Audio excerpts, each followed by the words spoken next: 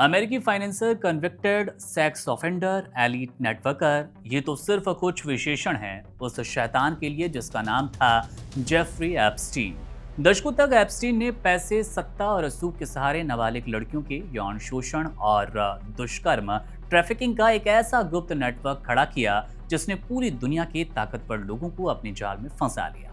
वो लंबे वक्त तक कानून की पकड़ से बाहर रहा, लेकिन अब उसके काले चिट्ठे एक एक करके दुनिया के सामने आ रहे हैं। इस वक्त पूरी दुनिया की निगाहें अमेरिकी जस्टिस डिपार्टमेंट पर टिकी है, जो कि 19 दिसंबर को एप्स्टीन से जुड़ी सभी खुफिया फाइलें सार्वजनिक करने जा रही थी।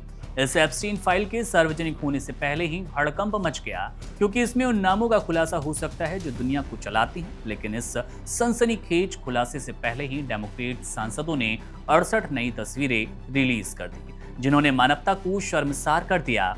इन तस्वीरों में निगाहें जाकर ललिता पर टिक गई। लेकिन जेफरी एप्स्टीन की इन तस्वीरों और अमेरिकी उपन्यासकार व्लादिमीर नाबोकोव के विवादित उपन्यास ललिता के बीच समानता क्या है? यहाँ समानता है उस बीमार सोच की जो मासूमियत का शिकार करती है। दुनिया के सबसे बड़े पीडोफाइल के रूप में कुख्यात एप्स्टीन ने अपनी पार्टनर के साथ मिलकर बड़ी तादाद में नाबालिग बच्चियों को बहला फुसलाकर, डराकर, धमकाकर या उनकी मजबूरी का फायदा उठाकर इस नरक में धकेला। सामने आई 68 तस्वीरों में जो दिखा वो दिल दहला देगा। इन तस्वीरों में नग्न बच्चियों के शरीर पर जगह जगह ललिता उपन्यास की लाइनें लिखी थी, कहीं गर्दन पर, कहीं छाती पर और कहीं पैर पर तो कहीं पीठ पर, जैसे उन मासूमों का शरीर कोई कागज हो।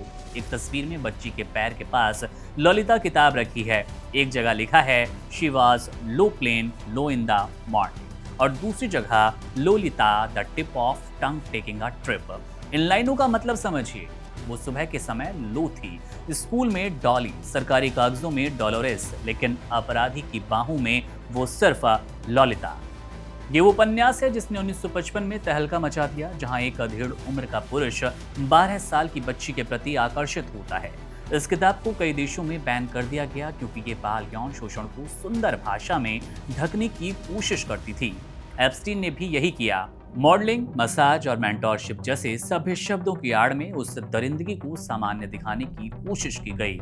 इन तस्वीरों ने माइक्रोसॉफ्ट के बिल गेट्स, फिल्म निर्माता वुडी एलन, गूगल के सर्गेई ब्रिन और नोम चॉम्स्की जैसे दिग्गजों पर सवाल खड़े किए, इनको सवालों के घेरे में खड़ा किया।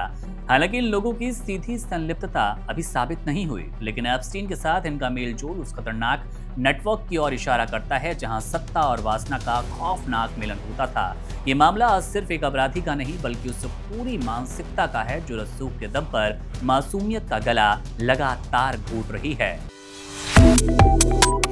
Subscribe to One India and never miss an update.